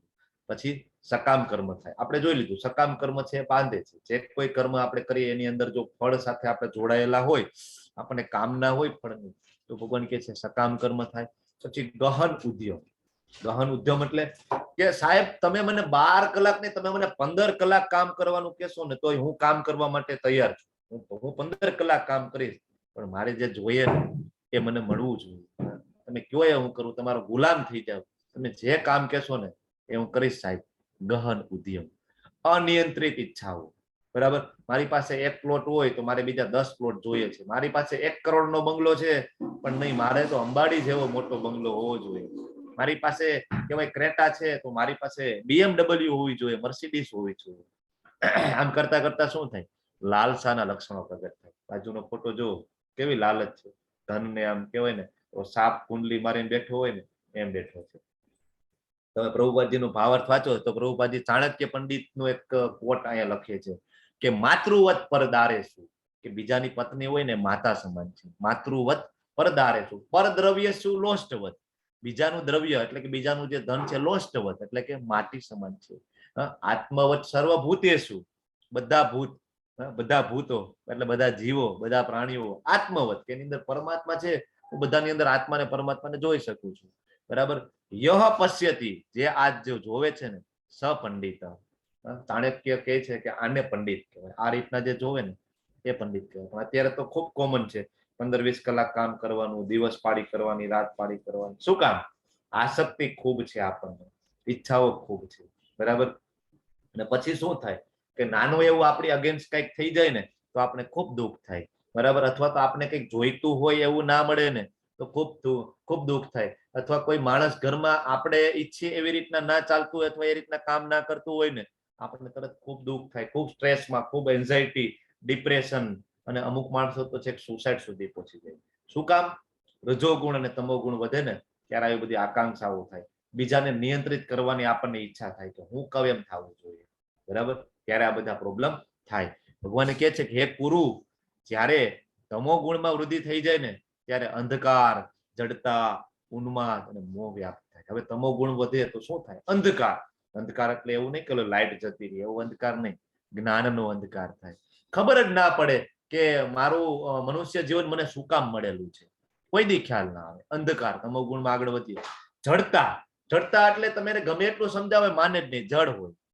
ગમે એટલું એને ભગવદ્ ગીતાનું જ્ઞાન આપો પણ તમોગુણમાં હોય, એના કામ બધા એવા હોય, નશો, વ્યસન બધું હોય, તો એ સમજી ના શકે. ઉન્માદ. ઉન્માદ એટલે એક પ્રકારનું પાગલપણ, ગાંડા જેવું. તમે ગમે તે કયો પણ એની વાતને પકડી રાખે. નશો કરતા હોય, ડ્રગિસ્ટ હોય, ઇન્ટોક્સિકેશન, બરાબર. આ બધું ચાલતું હોય. અને મોહ, બરાબર.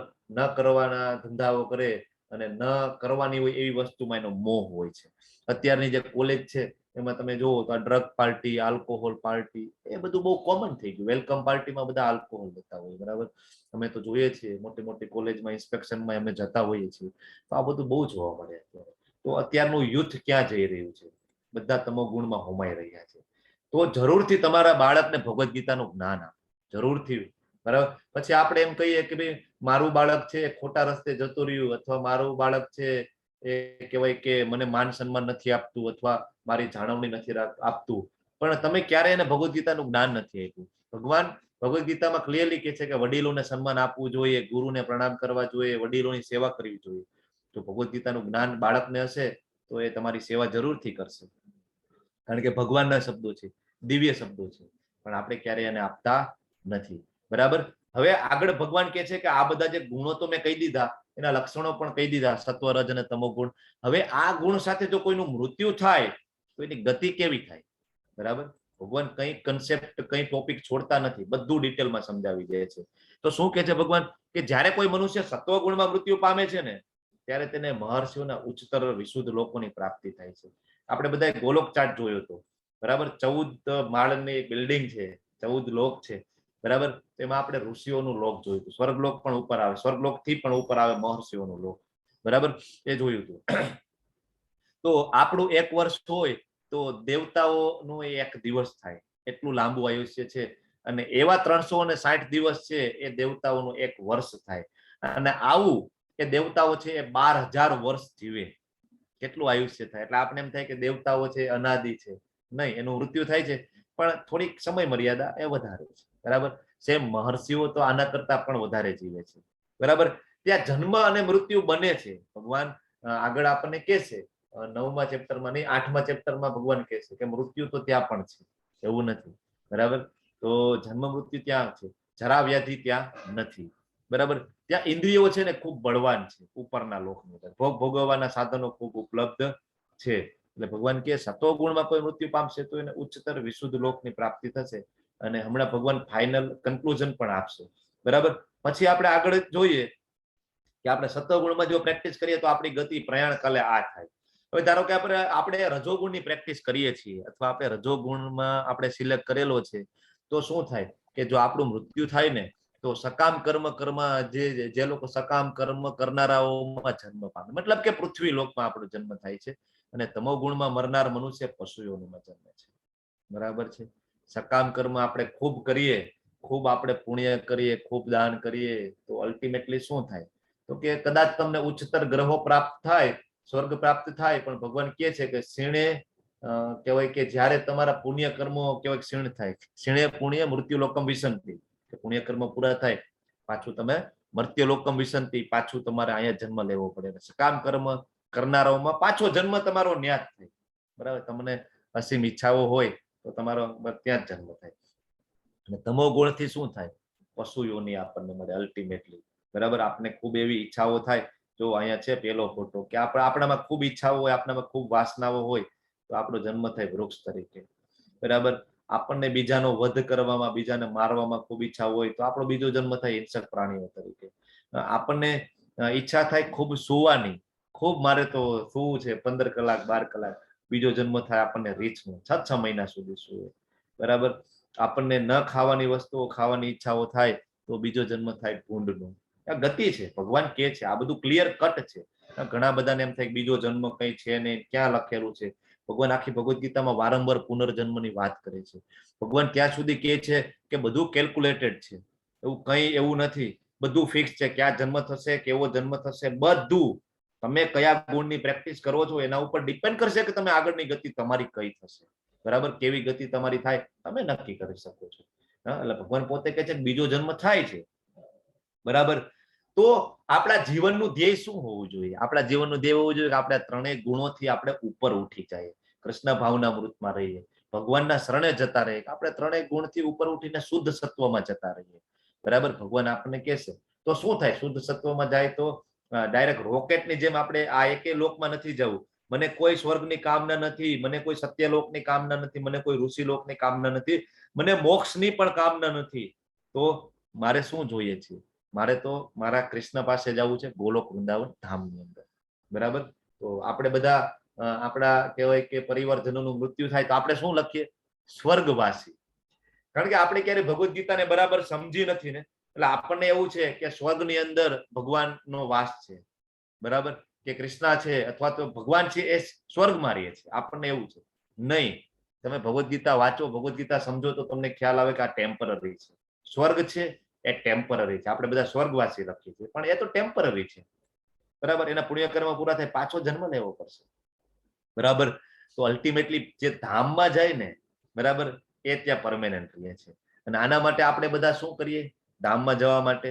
તો ભગવાને 10મા અધ્યાયના 9મા શ્લોકમાં કીધું, બોધિયંત પરસ્પરમ. આપણે બધા શું કરીએ છીએ? એકાબીજા આપણે બધા વાતો કરીએ છીએ. કોની વાતો કરીએ છીએ? કૃષ્ણની વાતો કરીએ છીએ, કૃષ્ણના ઉપદેશોની વાતો કરીએ છીએ, ભગવાનની લીલાઓની વાતો કરીએ છીએ. આનાથી શું થાય? તો ધીમે ધીમે આપણે આ 3 ગુણોથી ઉપર ઉઠી શકીએ છીએ, બરાબર. તો હવે પુણ્યકર્મનું ફળ છે એ શુદ્ધ હોય છે, તેને સાત્વિક ગુણમય કહેવાય છે. હવે તમે ધારો કે સત્વગુણની પ્રેક્ટિસ કરતા હોય છે તો એનું જે કઈ ફળ છે એ શુદ્ધ મળે છે. તમે રજોગુણમાં પ્રેક્ટિસ કરતા હોય તો એનું કર્મ અલ્ટિમેટલી, હરે કૃષ્ણ, હરે કૃષ્ણ. મારો અવાજ આવે છે માતાજી? હા પ્રભુજી, અવાજ હા આવે. પ્રભુજી. સ્લાઇડ જતી રહી ને? હા, આવી ગઈ. Okay okay. તો હવે ધારો કે રજોગુણની પ્રેક્ટિસ કરતા હોય તો એ દુઃખમાં પરિણમે છે. અને હવે કોઈ તમોગુણ, તમે જો આ તમોગુણનું કાર્ય કર્યું છે, બરાબર, તમોગુણમાં પ્રેક્ટિસ કરતા હોય એવા માણસોને તમે કામ આપી દો તો આવું કામ કરે, સીડી પૂરી થઈ તે દિવાલ આવી જાય છે, બરાબર. એટલે ધ્યાન રાખવું જોઈએ કેવા માણસોને તમે કામ આપો છો, ખૂબ મહત્વનું છે, બરાબર. સત્વગુણથી વાસ્તવિક જ્ઞાનનો વિકાસ થાય છે. સત્વગુણથી આપણે જોયું કે જ્ઞાન થાય, શરીરના જે 9 દ્વારો જ્ઞાનથી પ્રકાશિત થાય. રજોગુણથી લોભ ઉત્પન્ન થાય, તમોગુણથી પ્રમાદ, મોહ તથા અજ્ઞાન ઉત્પન્ન થાય. તમે બાજુમાં જુઓ તો આ ત્રણેય પિક્ચર છે એક જ વ્યક્તિના છે. એક સત્વગુણની પ્રેક્ટિસ કરે છે તો તમે એના મુખ ઉપર એનું તેજ જુઓ. બીજો છે રજોગુણની પ્રેક્ટિસ કરે છે, લોભ, બરાબર, જુઓ એને તો આ ડાયમંડ રિંગ જોઈએ છે. અને ત્રીજું તમે આ જુઓ, બરાબર, તમોગુણ. એનું તમે મુખ ઉપર તેજ જુઓ, તમને ખબર પડી જાય, બરાબર. હવે શું ગતિ થાય છે? હજી ભગવાન એક વખત કહે છે કે સત્વગુણી મનુષ્યો છે ને એ ક્રમશઃ ઉચ્ચતર લોકમાં જાય છે. પ્લેન ઉપર જાય છે ને, તો જે લોકો સત્વગુણ છે ઉચ્ચતર લોકમાં, પણ રે ભૌતિક જગતમાં જા. ઉચ્ચતર લોક એટલે ગોલોક ધામની પ્રાપ્તિ થતી નથી, ધામની પ્રાપ્તિ ના થાય. રજોગુણી મનુષ્યો છે એ પૃથ્વી લોકમાં રહે છે. આપણે જોયું ને કે ખૂબ આપણે રજોગુણમાં પ્રેક્ટિસ કરી, અનિયંત્રિત ઈચ્છાઓ હોય અને આપણે કદાચ ખૂબ પુણ્યકર્મ કરવાની પણ ઘણીવાર ઈચ્છા થાય અને એમાં પણ આપણે ખૂબ આસક્તિ થઈ જાય તો કદાચ સ્વર્ગલોકમાં જઈને પણ પાછું આયા આવવું પડે, પૃથ્વી લોકમાં. અને જે ઘૃણાજનક તમોગુણમાં હોય છે ને એ નરક લોકમાં જાય છે, નીચલી યોનિઓમાં જાય છે, પશુ યોનિઓમાં જાય છે, નીચલી યોનિઓમાં જાય છે. આપણે આ ગોલોક ચાર્ટ જોયો હતો, બરાબર છે, 4થા ચેપ્ટરમાં નહીં પણ 6થા ચેપ્ટરમાં ગોલોક ચાર્ટ મેં તમને બધાને સમજાવ્યો હતો. તમારી સામે આ એક જે છે એ એક બ્રહ્માંડ છે. એની અંદર જો 14 માળ છે, 14 લોક છે. સૌથી ઉપર છે બ્રહ્માજીનું લોક છે, સત્યલોક કહેવાય, બરાબર. અને આની બહાર છે જો ઉપર શિવજીનું લોક છે, આ બાજુ માતાજીનું લોક છે, અને નીચે બેઠા છે ગર્ભોદક સમુદ્રની અંદર ગર્ભોદક્ષાય વિષ્ણુ, જેની નાભીમાંથી બ્રહ્માજી પ્રગટ થાય છે. આપણે જોયું હતું. એટલે ગોલોક ચાર્ટ આપણે યાદ આવવું જોઈએ તો આપણે ખબર પડે કે આપણે શેની પ્રેક્ટિસ કરવાની છે. ખૂબ ઇમ્પોર્ટન્ટ છે આ યાદ રાખવું.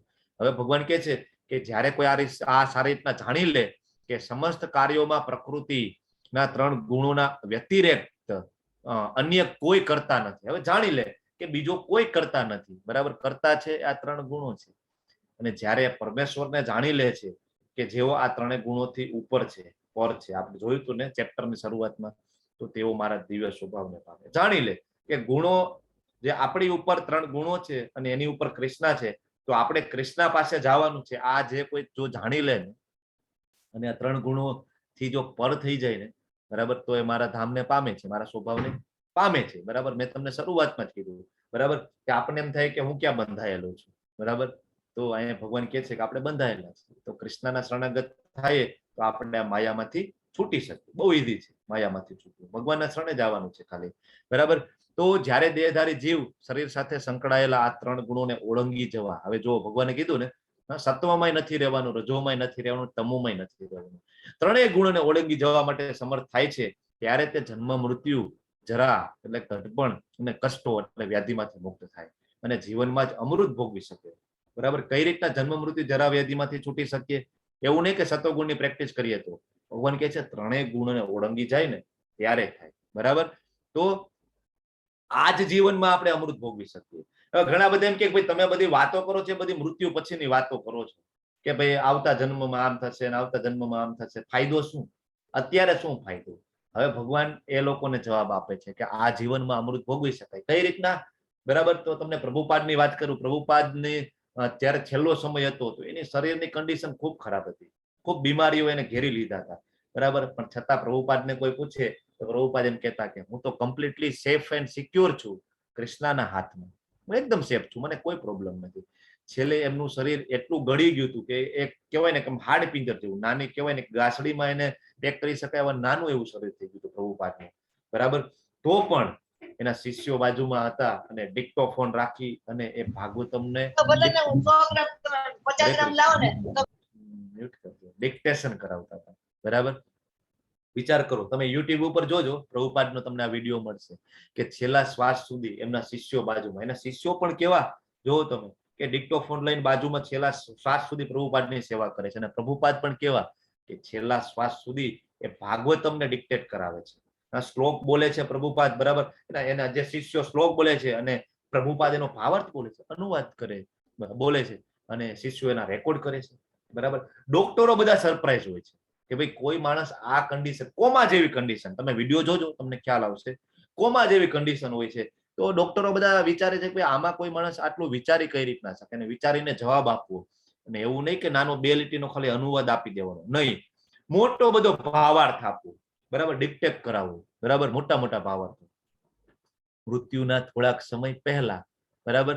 આ ખૂબ અઘરું છે ને, તો આને કહેવાય અમૃતનું પાન. આપણે 8મા અધ્યાયના 5મા શ્લોકમાં જોયું હતું. શું જોયું હતું? અંતકાલે ચ મામેવ સ્મરણ મુક્ત્વા કલેવરમ. કે જે અંતકાલે, બરાબર, સ્મરણ મુક્ત્વા કલેવરમ, જ્યારે શરીર ત્યજે છે અને જો મારું નામ એના જીભ ઉપર હોય, મને યાદ કરે છે ને, તો એ મારા ભાવને પામે છે, મારા ધામને પામે છે. અર્જુન, એમાં કોઈ શંકા નથી. 8મા અધ્યાયનો 5મો શ્લોક. તો પ્રભુપાદના છેલ્લા શ્વાસ સુધી ભાગવતમના શ્લોકો એના મોઢામાંથી નીકળતા, કૃષ્ણનું નામ નીકળતું. ડોક્ટરના બધા પેરામીટર ગમે તે કહેતા હોય, ડોક્ટર ઘણી બધી ટેસ્ટ કરે અને એમ કે શરીરમાં કશું નથી, પણ પ્રભુપાદ એમ કે મને કોઈ કષ્ટ નથી. અને ભાગવતમના ખંડોના ખંડો રેકોર્ડ કરાવે છે એ સમયે પણ. તો આ અમૃત છે. આઈ એમ પેનલેસ. બરાબર? હું શું કામ તમને વારે વારે કહું છું કે પ્રભુપાદની બુક વાંચો? કારણ કે ભગવાનના શાશ્વત ભક્ત છે. ઈઝી નથી. ઘણા બીજા સંતો મહંતો છે, એમનું જીવન ચરિત્ર જોવો, આમનું જીવન ચરિત્ર જોવો. બરાબર? તમે વિડીયો જોવો, મેં તમને કીધું ને, અભયચરણ નામની સિરિયલ છે અને હરે કૃષ્ણ નામનું એક મૂવી છે, યુટ્યુબમાં બંને મળશે. હરે કૃષ્ણ નામની જે સિરિયલ, સોરી, અભયચરણ નામની સિરિયલ છે, 45 એપિસોડ છે એના. જોવો, તમને ખૂબ આનંદ આવશે. તમે વાંચો. પ્રભુપાદ ખાલી આપણા માટે 2 કલાક સૂતા હતા, ઓનલી 2 કલાક. 2 કલાક સુવે અને આખી રાત આપણા માટે ભાગવતમ, ભગવદ્ ગીતા, એનો ભાવાર્થ અને રેકોર્ડ કરે. બરાબર? તો આપણા માટે ઘણી બધી બુકો મૂકીને ગયા છે. એને ખબર હતી ભવિષ્યમાં આવા જિજ્ઞાસા કહેવાય કે જિજ્ઞાસા પીપાસુ, જ્ઞાન પીપાસુ માણસો આવશે કે મારો જન્મ શું કામ થયો છે, તો એનામાં જવાબ કોણ આપશે? તો એ આપણા માટે આટલી બધી બુકો લખીને ગયા છે. બરાબર? તો જરૂરથી તમે આ બધી બુકો વાંચો, તો આપણે આ જ જીવનમાં અમૃત ભોગવી શકીશું. મેં તમને હમણાં એક્ઝામ્પલ થોડાક દિવસ પહેલા દીધું હતું ને, એક આપણા કહેવાય સંત છે યુરોપમાં, એના માતાનું તમને બધાને યાદ જ હશે. બરાબર? કે મૃત્યુ સમયે કૃષ્ણ યાદ આવવા એ સામાન્ય વાત નથી. પણ પ્રભુપાદની બુક વાંચો અને પ્રભુપાદની કૃપા થઈ એમના ઉપર, તરત જ મૃત્યુ સમયે કૃષ્ણ યાદ આવે છે. તમે એક વખત વાંચો બુક, તો તમે પ્રભુપાદ સાથે કનેક્ટ થઈ શકશો. અર્જુને પૂછ્યું, હે મારા પ્રિય પ્રભુ, જે મનુષ્ય આ 3 ગુણોથી પર થયેલો છે ને, એને કયા લક્ષણો વડે જાણી શકાય? એનું આચરણ કેવું હોય છે અને પ્રકૃતિના ગુણોને કેવી રીતે ઓળંગી શકાય? ભગવાન કે છે, બરાબર, પેલા ભગવાન સત્વર જે 3 ગુણોનું લક્ષણો આપે, એમાં મૃત્યુ થાય તો શું થાય? પછી ભગવાન છેલ્લે કહી દે છે કે આ 3 ગુણોથી પર થવાનું છે અર્જુન, આપણે આમાં નથી રહેવાનું. એટલે હવે અર્જુન પૂછે છે આપણા માટે જોરદાર પ્રશ્ન છે કે આ લક્ષણો છે ભગવાન, એનું આચરણ કેવું હોય? હું કઈ રીતના ઓળખી જાવ એને કે આ 3 ગુણોથી પર છે? અને એ પ્રોસેસ કઈ છે પ્રભુ? કઈ રીતના થઈ શકાશે? મને એ ટ્રીક કયો ને પ્રભુ, મને એ પ્રોસેસ કયો ને, મને એ થોડું ઇમ્પોર્ટન્ટ છે તો સમજાવો ને પ્રભુ.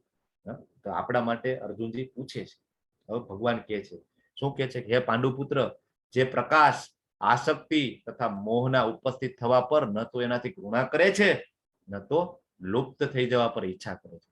કઈ ફેર ના કરે. એને કોઈ આસક્તિ નથી, કોઈ મોહ નથી, છતાં કોઈ એવી વસ્તુ સામે ઉપસ્થિત થાય તો એનાથી કઈ ઘૃણા નથી અને એની કોઈ એને ઈચ્છા નથી. બરાબર. ખબર નહીં જે કેમ ભૌતિક ગુણોની આ સમસ્ત પ્રક્રિયાઓથી નિશ્ચલ અથવા અવિચલ રહે છે. આ ભૌતિક ગુણોની પ્રક્રિયા છે, ગુણ એનું કામ કરે છે, મારે કઈ લેવા દેવા નથી. બરાબર. નિશ્ચલ રહે છે, અવિચલ રહે. એ જાણીને કે કેવળ ગુણ જ ક્રિયાશીલ છે. બરાબર. ઉદાસીન તથા દિવ્ય બની જાય છે. ઉદાસીન એટલે એવું નહીં કે મોઢું જોડાવીને બેસી જાય, એવું નહીં, પણ એ જાણે છે કે હું આત્મા છું, હું શરીર નથી, અને જે કઈ કર્મો આવે છે, જે કઈ સામે પરિસ્થિતિઓ આવે છે, ખરાબ કે સારી, એ મારા આજે શરીરના કર્મોના કારણે આવે છે, પણ હું આત્મા છું અને મારો ગોલ છે કૃષ્ણને પામવું. તો એ ઉદાસીન રહે છે. આ બધી વસ્તુમાં બેલેન્સ રહે છે, દિવ્ય બની રહે છે. જે આપણામાં, બરાબર, જે આપણા આપમાં સ્થિર છે, સુખ તથા દુઃખને એક સમાન માને છે. સુખ આવે તો એવું માને કે મારા ઉપર ભગવાનની ખૂબ કૃપા છે કે મને રોજનો 1.5 કલાકનો સમય મળે છે. અથવા કહેવાય ખૂબ પૈસા સંપત્તિ આવે તો વિચારે કે નહીં, ભગવાનની મારા ઉપર કૃપા છે કે મને આ મળેલું છે, કે આ મારે પૈસા કમાવા માટે ખૂબ સમય વેસ્ટ કરવો નથી પડતો.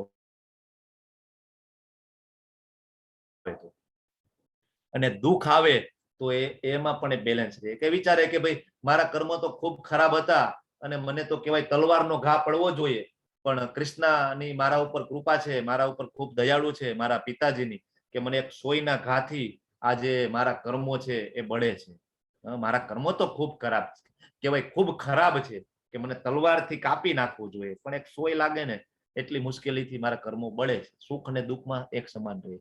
માટીનો ઢગલો પથ્થર સોનાના ટુકડાને સમાન ગણે છે. માટીનો ઢગલો હોય, પથ્થર હોય કે સોનું હોય, એને ખબર છે કે કૃષ્ણ આના માલિક છે. આપણે 7મા અધ્યાયમાં જોઈ લીધું, પરા અને અપરા શક્તિ ભગવાનની શક્તિ છે. તો બધું ભગવાનનું છે.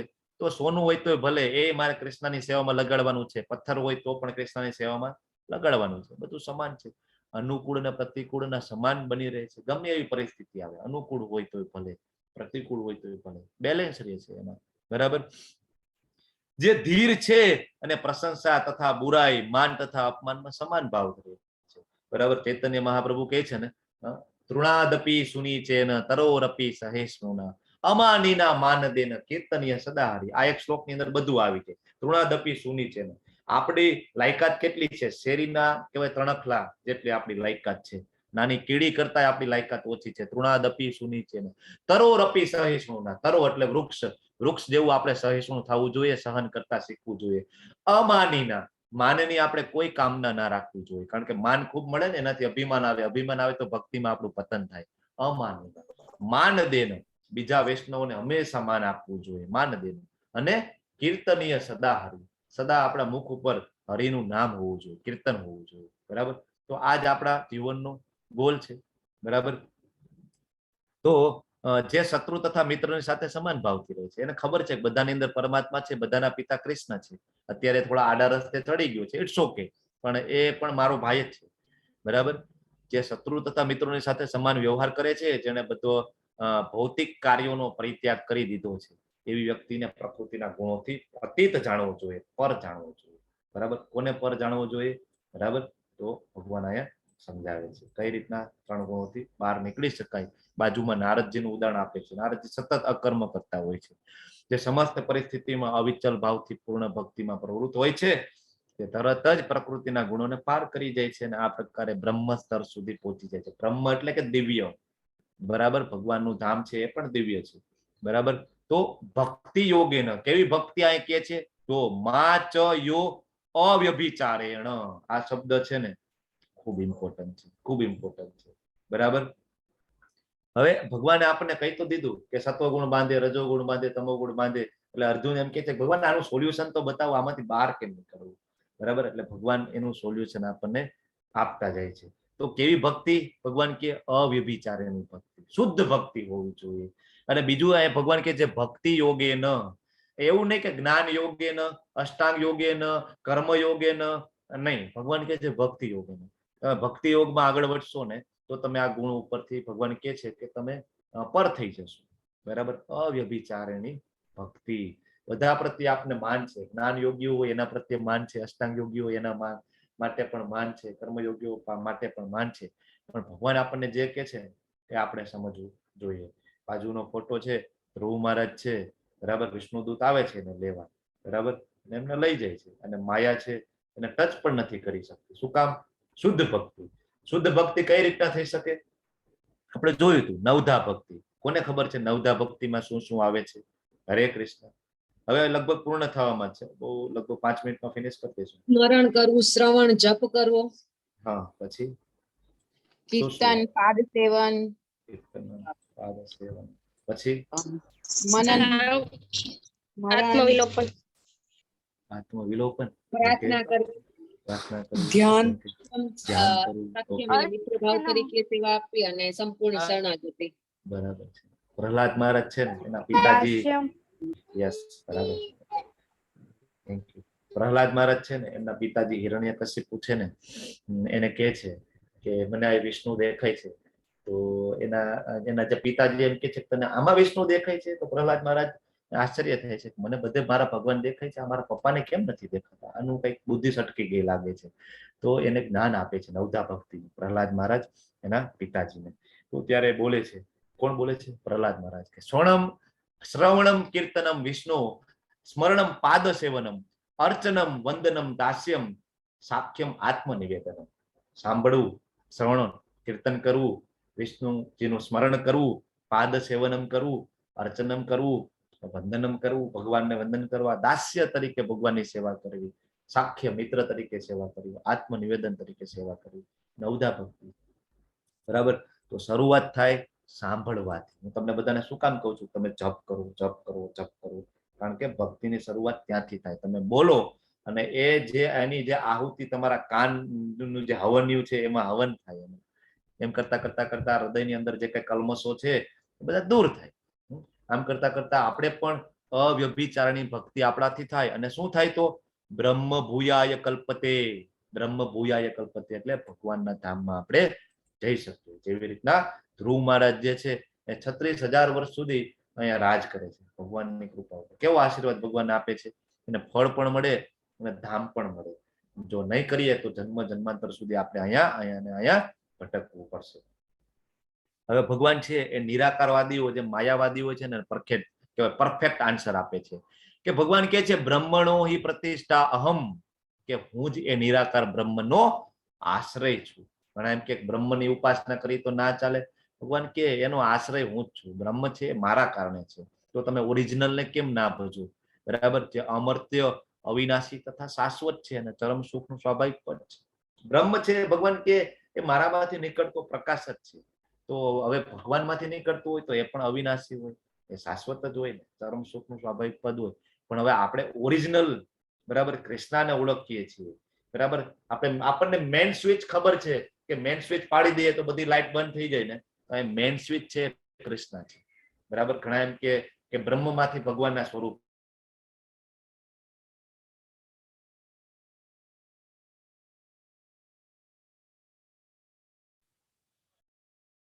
હરે કૃષ્ણ. ફોસ થઈ ગયો વિડિયો. હરે કૃષ્ણ. હા હરે કૃષ્ણ. હરે કૃષ્ણ.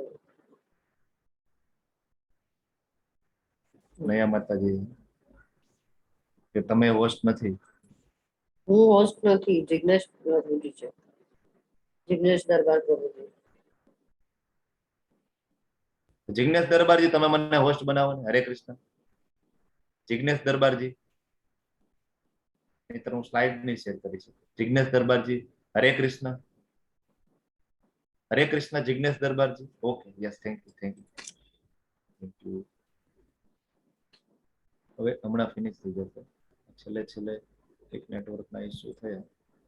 ઓકે. તો ભગવાન અહીંયા કહે છે કે બ્રહ્મ છે એ મારા આશ્રય છે અને એ પણ શાશ્વત છે, ચરમ સુખનું સ્વાભાવિક પદ છે. ઘણા બધા એમ કે રામકૃષ્ણ બ્રહ્મમાંથી આવે. નહીં, એવું કઈ નથી. અહીંયા બધી બુક્સ તમે પરચેસ કરી શકો છો, ઓનલાઈન લિંક છે. બરાબર. તો તમે આ બધી બુક્સ મંગાવો અથવા તો ભગવદ ગીતા મંગાવો, ફીડબેક મંગાવી લો. બરાબર, ખૂબ જરૂરી છે. અને બીજું, બરાબર, સ્પેશિયલ ક્લાસ ફોર ચિલ્ડ્રન. તો આપણે સાંજે 9 વાગે સુંદર મજાના એક બાળકોની બેચ થાય છે. બરાબર. મેં તમને કીધું ને, તમે તમારા બાળકોને ભગવાનનું જ્ઞાન નહીં આપો તો તમે ઇન ફ્યુચરમાં ફરિયાદ કરવાનો તમને કોઈ અધિકાર જ નથી. તમે એને ભગવદ ગીતાનું જ્ઞાન આપો, ખૂબ જરૂરી છે. બરાબર. આપણે બધા એવું વિચારીએ કે હું તેને શ્રેષ્ઠ એજ્યુકેશન આપું છું, એના માટે ખૂબ બધી ફેસિલિટીઝ હું કરું છું, પણ એ તો બધું આ જીવન માટે છે ને. બરાબર. એક વખત કહેવાય કે આ જીવન એનું પૂરું થઈ ગયું પછી શું? તમે એનું આગળનું કઈ વિચારતા નથી ને. અત્યારે તો તમે એની સેવા કરવા માટે, એની સગવડતા માટે તમે છો, ફ્યુચરમાં તમે નહીં હોય. બરાબર. એનો જન્મ કોઈ બીજી જગ્યાએ થશે, કોઈ પશુ યોનિમાં થશે, તો તમે એની હેલ્પ નહીં કરી શકો. તો અત્યારે તમારી ફરજ છે કે તમે તમારા બાળકોની હેલ્પ કરો, કે એને ઉચ્ચ ધ્યેય પ્રાપ્તિ માટે તમે એને ભગવદ્ ગીતાનું જ્ઞાન આપો. અને બીજું, ભગવાન નિયત કર્મ કરવાનું છોડવાનું કહેતા નથી. એટલે એવું આમાં કઈ છે નહીં કે આપણે કામ ધંધો છોડીને એને કહેવાય કે ફૂલ ટાઈમ ડિવોટી બનાવી દેવાના છે, સંન્યાસી બનાવી દેવાના છે. નહીં. ભગવદ્ ગીતાનું જ્ઞાન હોય તો એને ખબર પડે કે એક્ઝેક્ટલી આપણે કઈ રીતના જીવન જીવવાનું છે, કઈ રીતના કામ કરવાનું છે. બરાબર. અને એક આ જ્ઞાન એવું છે કે જે જન્મ જન્માંતરો સુધી ચાલશે. બીજા કોઈ એકે જ્ઞાન એવા નથી, કોઈ ડિગ્રી એવી નથી કે જે જન્મ જન્માંતરો સુધી ચાલે. આપણે ઘણા બધા નાના નાના બાળકો જોઈએ છીએ ને કે દામોદર અષ્ટકમ બોલતા હોય, ભગવદ્ ગીતાના શ્લોક બોલતા